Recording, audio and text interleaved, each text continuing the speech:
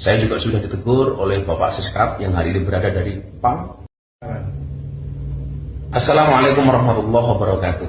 Saya Miftah Maulana Habibur Rahman menanggapi yang viral hari ini. Yang pertama, dengan kerendahan hati saya minta maaf atas kekhilafan saya. Saya memang sering bercanda dengan siapapun, maka untuk itu atas candaan kepada yang bersangkutan saya akan meminta maaf secara langsung dan mudah-mudahan dibukakan pintu maaf untuk saya. Kemudian yang kedua, saya juga minta maaf kepada masyarakat atas kegaduhan ini yang merasa terganggu dengan candaan saya, yang dinilai oleh masyarakat mungkin berlebihan. Untuk itu saya minta maaf.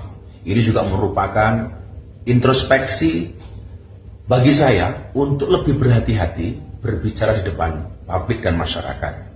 Saya juga sudah ditegur oleh Bapak Siskap yang hari ini berada dari PAM untuk lebih berhati-hati menyampaikan pendapat dan pidato di depan masyarakat umum.